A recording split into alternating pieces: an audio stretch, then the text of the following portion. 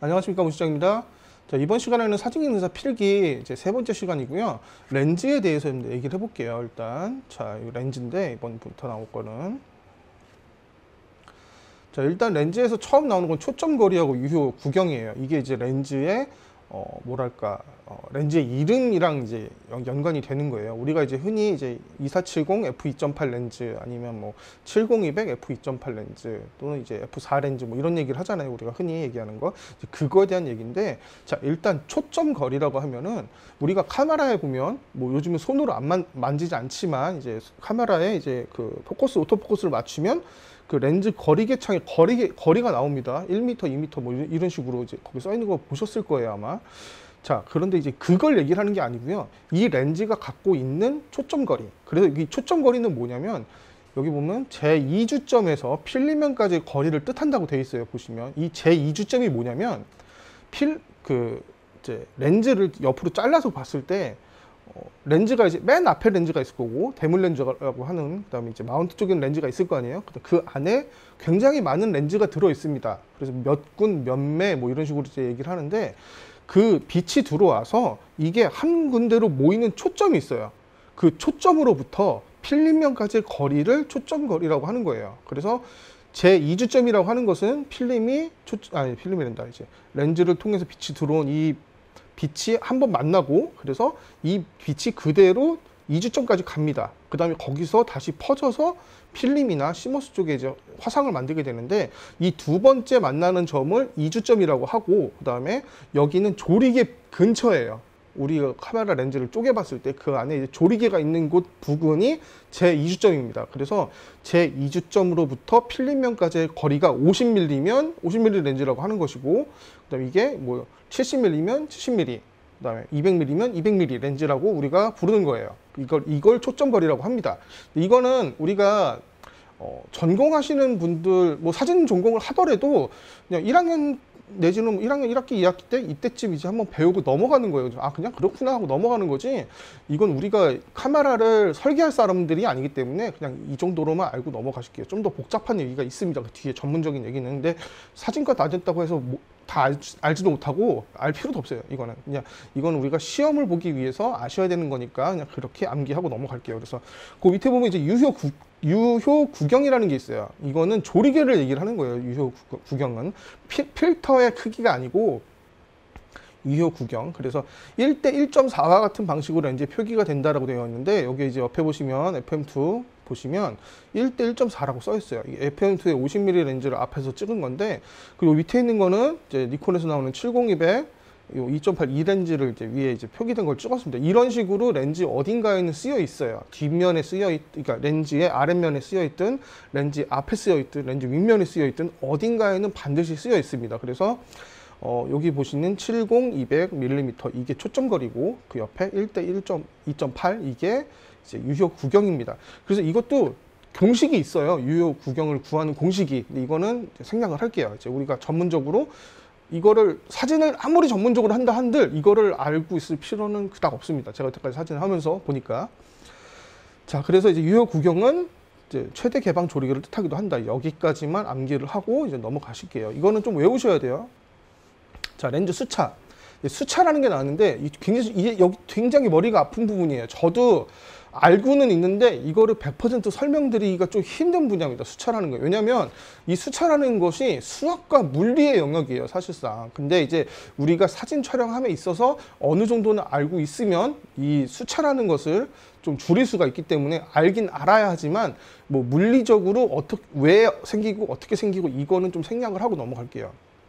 자, 일단 수차라는 거는, 자, 피사체에서 반사된 빛이 렌즈를 통과해서 필름면, 이제 앞으로는 다 필름이라고 칭을 할게요. 우리가 필름은 쓰지 않지만 계속해서 필름 얘기가 나옵니다. 그렇기 때문에 이제 디지털 사진의 시머스나 CCD는 얘기하지 않고 그냥 다 필름면으로 칭하겠습니다. 계속. 왜냐하면 이제 이거를 왔다 갔다 하면은 좀 헷갈릴 수가 있기 때문에 필름면이라고 말은 하지만 디지털 카메라에서는 시머스나 CCD라고 생각을 하시면 돼요. 자, 그래서 렌즈 통과해서 필름면에 다 화상을 이루는데, 자, 렌즈가 구면으로 생겼잖아요. 앞에서 봤을 때 동그랗게 생겼고, 단면으로 봤을 때는 이렇게 볼록하게 생겼습니다. 오목하는 것도 있지만. 그래서 그 광학적인 오류가 있습니다. 아무리 잘 만들어도 이 구면으로 되어 있고, 그 다음에 빛이 직진을 하다가 이 렌즈를 만나면 이제 굴절이라는 걸 합니다. 그래서 굴절을 하기 때문에 여기서 오류가 생겨요. 그래서 한 점으로 다 모여야지 깨끗한 화상을 만드는데 그거를 못하는 게 수차인 거예요. 그래서 이 수차는 수학자 자이델이라는 사람이 발견을 해요. 수학적 공식에 의해서 발견을 해서 5가지로 분류를 해놨습니다. 그 5가지가 구면수차, 코마수차, 요거는 해성수차라고도 합니다. 코마수차는. B점수차, 그다음에 상면, 만곡, 왜곡, 이렇게 해서 5개로 해서 자이델의 5대 수차라고 하고, 여기에 이제 컬러 시대로 넘어오면서 색상이 추가가 되죠. 색수차라는 게 생겨서 6대 수차가 있습니다. 6가지 수차가 있는 거고, 자세한 내용은 이 위키백과에 가면은 광학 수차라고 검색을 하시면은 굉장히 자세하게 나와 있어요. 이제 그거를 좀 더 궁금하신 분들은 그걸 봐주시면 됩니다.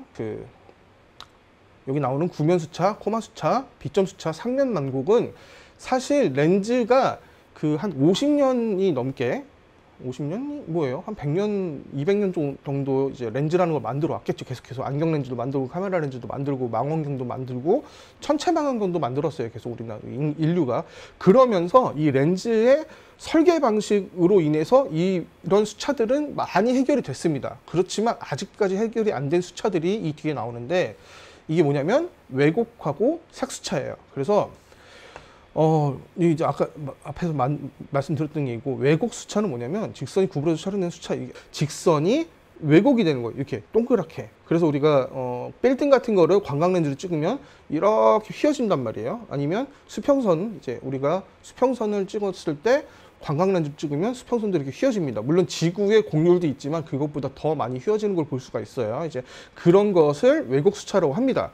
이 구부러지는 거. 그래서 이 왜곡 수차뿐만 아니고 구형 코마 수차, B점 수차, 상면 만곡 이런 모든 것들은 조리개를 조이면 조금 더 완화가 돼요. 아예 해결될 수도 있지만 아예 해결이 안 되면 조금 더 적게 발생이 됩니다. 조리개를 조이게 되면. 그렇게 해서 조절할 수가 있다는 얘기고, 이 밑에 이제 색수차. 사실 왜곡 수차 같은 경우에는 일부러 만들기도 합니다. 이제 우리가 그 광각 렌즈를 갖고 촬영을 하다 보면은 왜곡을 일부러 만들기도 해요. 왜냐하면 그 왜곡을 예술의 일부로 이제 예술을 하는 도구로 사용하기 위해서 이제 일부러 쓰기도 하는데, 이 색수차 같은 경우에는 아무래도 색수차가 있으면 사진에 안 좋은 영향이 있겠죠. 왜냐하면 이 원리가 자체가 이거예요. 자, 빛이라는 게, 우리가 뒤에 또 빛이 또 나와요. 근데 여기서 잠깐 얘기하고 넘어갈게요. 빛은 우리가 빨주노초 파란보라는 무지개가 있잖아요. 이 무지개가 만들어진 원리는 가시광선이, 태양광에서 나온 가시광선이 이제 비가 온 후에 그 수증기에 반사가 돼서 이제 그 굴절이 생기면서 이제 그 파장별로 다 따로 분리가 돼서 이 색을 우리가 눈으로 볼 수가 있는 거예요. 그래서 가시광선의 파장이 400나노미터에서, 여기 밑에 있죠, 400나노미터에서 700나노미터라고 되어 있어요. 이게 가시광선의 파장이에요. 이 바깥에 있는 것들은 우리 눈으로는 못 봅니다. 이 안에 있는 것들만 우리 눈으로 볼 수 있는데, 이것들이, 자, 본암파초 노즈발의 순서로 이제 단파장부터 얘기를 하면, 우리가 보통 무지개를 빨주노초 파란보라고 외우고 있는데, 이건 장파장에서 단파장으로 가는 거고, 그다음에 단파장에서 장파장으로 갈 때는 본암파초 노즈발의 순서로 단파장에서 장파장으로 이루어집니다. 그래서 이것들이 이 파장에 따라서 굴절률이 달라요. 왜 다른지는 전 몰라요. 물리학자가 아니니까. 다르다고만 이해를 하고 있는 거예요. 그래서 이 굴절력이 다르기 때문에 우리가 프리즘에다가 빛을 주면 무지개가 생기죠. 그거랑 똑같은 방식으로 이 렌즈의 어느 부분에 이제 주로 가상살이에요. 이 가 쪽에 있는 요 렌즈들의 그 굴절률이 여기서 바뀌면서 이렇게 색상이 퍼지는 거예요. 프리즘처럼. 그래서 사진을 찍었을 때 이게 하나의 색으로 다 합쳐지면 흰색이겠죠. 원래 흰색일 때 흰색으로 안 나오고 다른 이 색상들이 퍼지는 걸 색수차라고 합니다. 이 색수차는 조리개를 조여도 해결이 되지 않아요.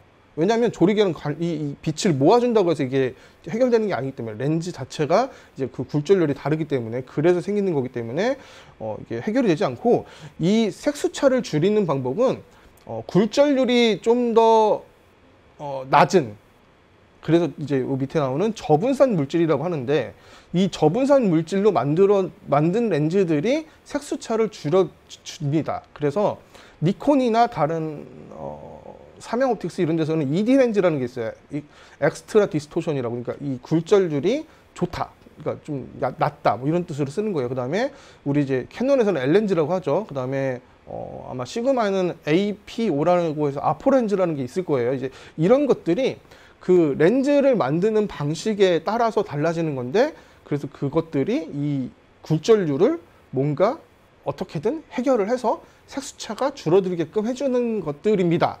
라고만 알고 넘어가실게요. 그래서 시험 문제에는 위에 나왔던 뭐 구형, 코마, 비점, 삼각망 뭐 이런 건 잘 안 나오고요. 왜곡 수차. 그래서 이제 술통형으로 휘어지는 이거를 무슨 수차라고 하는가, 뭐 이런 식으로 시험 문제가 나올 수가 있고, 그 다음에 굴절률에 따라서 가시광선의 파장별로 굴절률이 달라서 생기는 수차는 무엇인가 했을 때 색수차. 그 다음에 색수차를 없애는데 효과적인 렌즈는, 그래서 뭐 특수 저분산 렌즈 또는 ED 렌즈, L렌즈, APO 렌즈 이렇게 보기가 나오고, 이제 뭐 예를 들어서 다른 렌즈가 나오겠죠. 뭐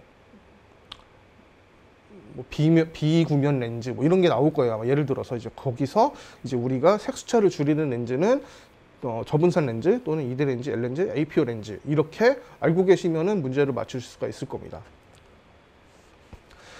이거는 요 안에 있는 강아지는 우리 회장님이에요. 저희 집에 있는 뽀뽀, 이름은 뽀뽀입니다. 강아지.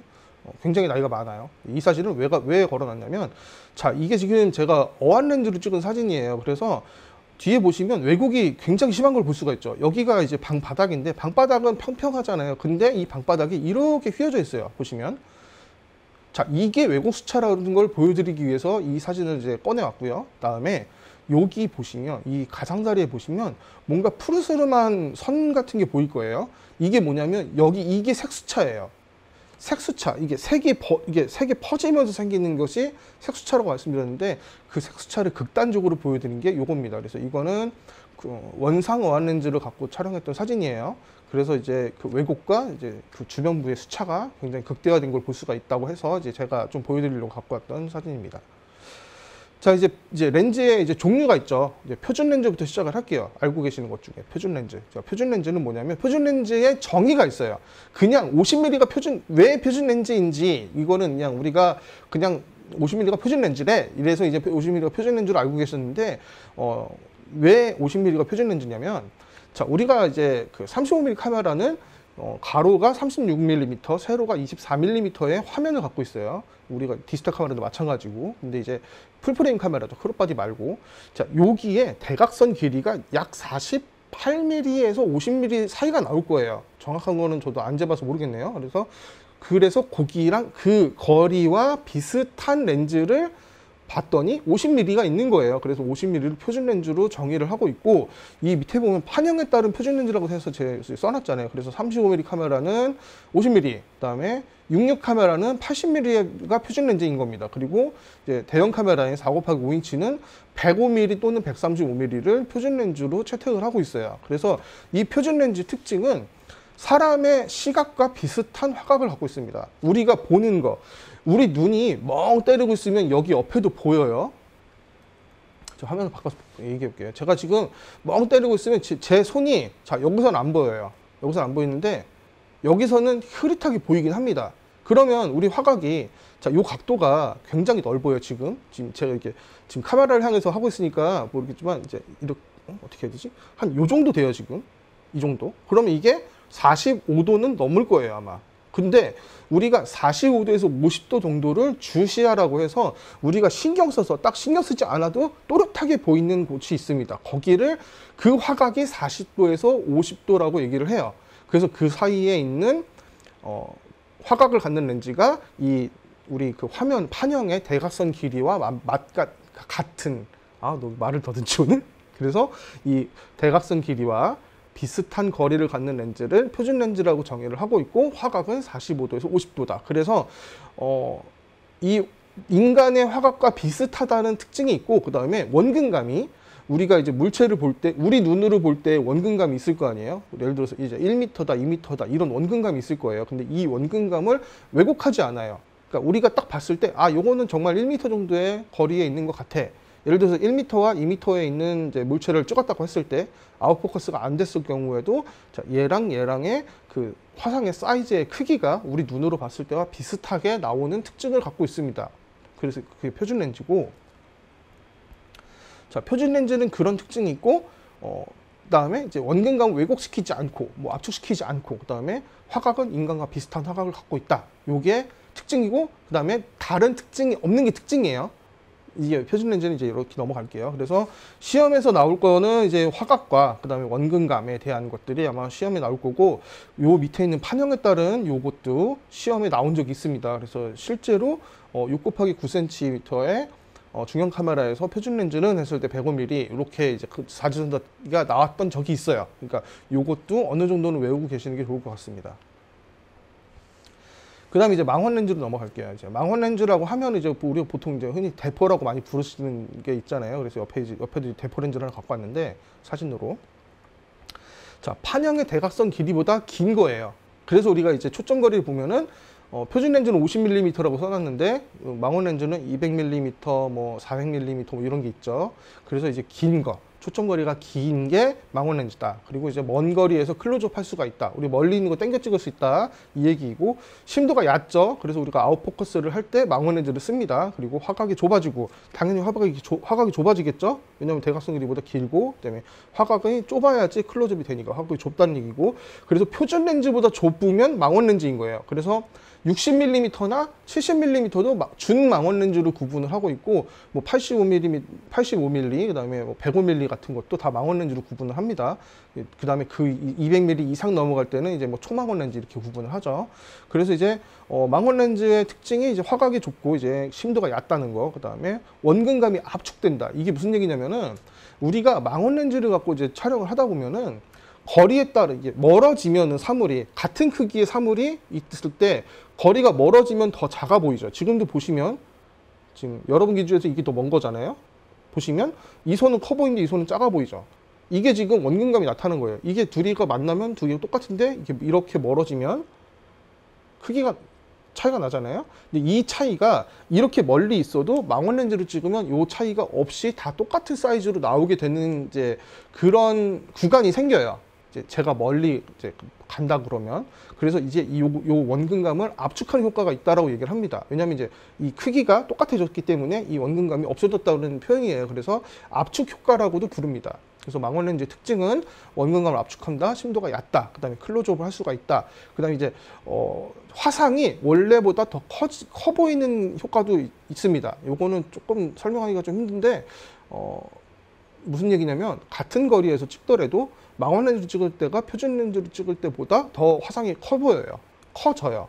프레이밍에 들어오는 게. 이게 클로즈업하고 같은 얘기예요. 그래서 우리가 망원 렌즈를 달고 보면은 갑자기 화면이 사람이 원래는 이만큼이 들어야 되는데 갑자기 이만큼이 들어와서 더 뒤로 가는 경우가 있어요. 이제 그런 걸 얘기를 하는 겁니다. 그래서 망원 렌즈의 특징은 여기까지 하고 이제 광각 렌즈로 넘어가겠습니다. 광각 렌즈는 마찬가지로 정의는 판형의 대각선 길이보다 짧은 거예요. 그러니까 50mm 이하겠죠. 그래서 35mm, 20mm, 뭐 16mm, 뭐 1635 렌즈, 뭐 1740 렌즈 이런 것들이 다 광각 렌즈예요. 그래서 광각 렌즈는 심도가 깊어요. 그러니까 표준 렌즈보다 심도가 깊은 거예요. 그리고 심도가 깊다는 얘기는 표준 렌즈의 f16으로 찍을 때보다 광각 렌즈 f16으로 찍는 게 훨씬 더 심도가 깊다는 얘기를 하고 있는 거예요. 그 다음에 화상이 작아진다고. 그러니까 망원 렌즈랑 반대죠. 같은 거리에서 찍어도 화상이 더 작아집니다. 그리고 가까운 거리에 원근감이 과장된다. 지금 제가 찍고 있는 게 35mm 렌즈인데 아까도 보여드렸듯이 이런 식으로 원근감이 과장되는 거예요. 이렇게.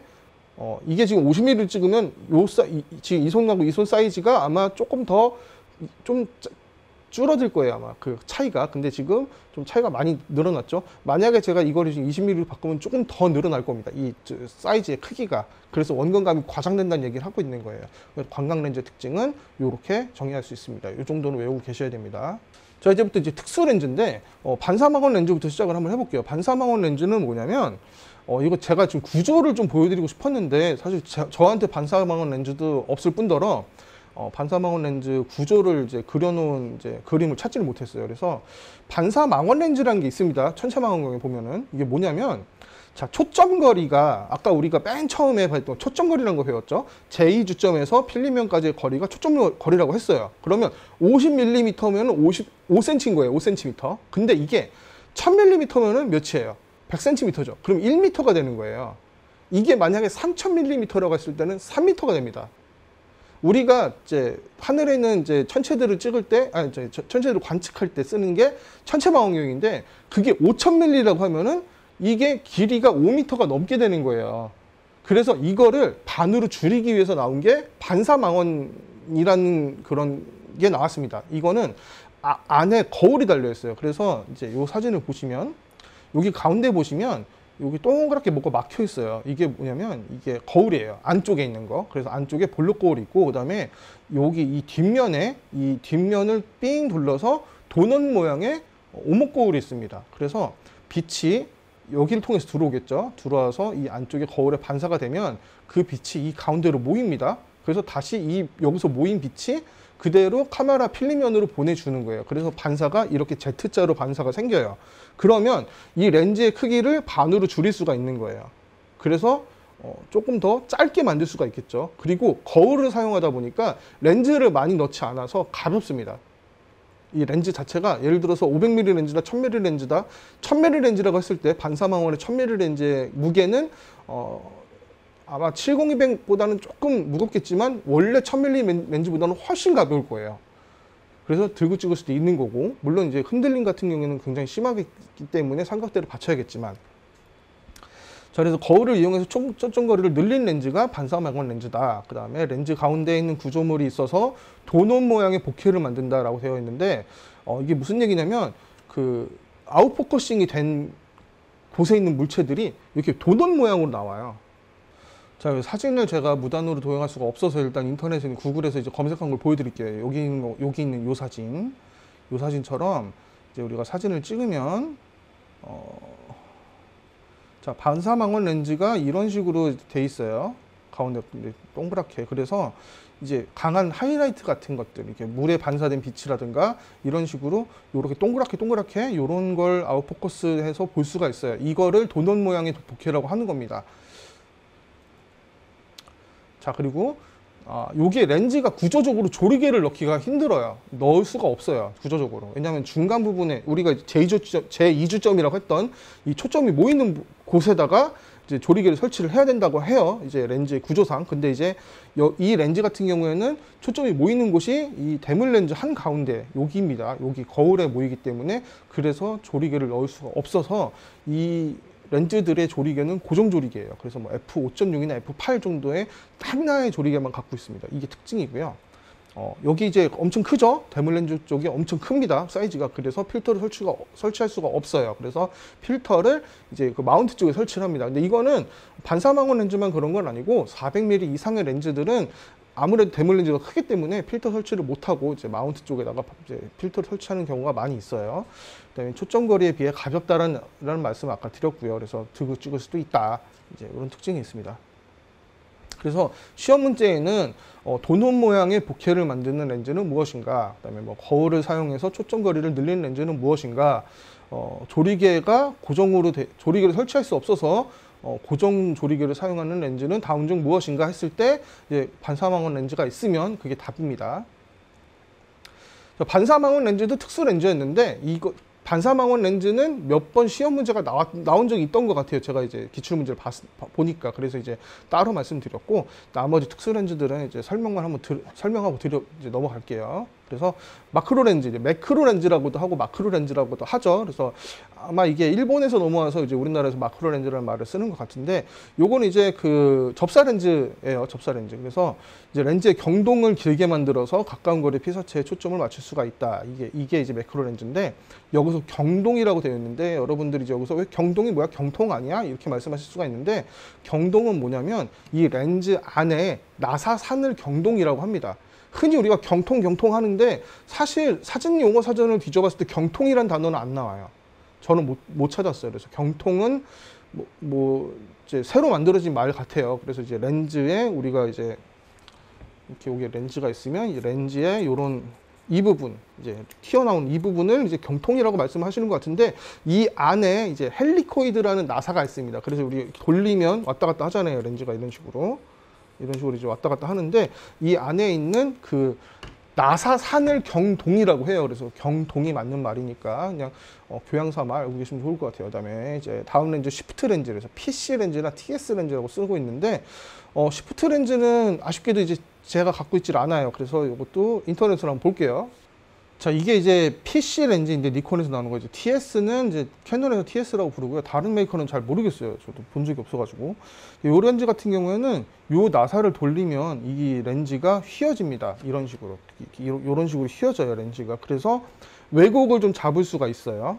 그런 얘기를 하고 있는 게 이제 요 시프트 렌즈인데, 뷰 카메라, 대형 카메라 같은 경우에는 이 렌즈 보드랑 이제 필름 보드를 이제 돌릴 수가 있어요. 이런 식으로. 아니면 위아래로 내린다고, 위아래로 올렸다 내렸다 하거나 아니면 옆으로 이렇게 이동시킬 수가 있는데, 렌즈 보드를 이렇게 휘는 거를 스윙이라고 그러고, 위아래로 내리는 걸 틸트라고 그러고, 옆으로 왔다 갔다 하는 걸 시프트라고 합니다. 그래서 TS가 이제 틸트 시프트 렌즈라는 얘기를 하는 거고, 요것들이 이렇게 광축을 틀면서 이제 보정을 할 수가 있어요, 왜곡을. 그 다음에 조리개를 연 상태에서도 우리가 왜곡, 아웃포커스를, 조리개가 열려 있으면 아웃포커스가 되는데, 그거를 이 렌즈를 틀면서 펜포커스로 만들 수가 있고요.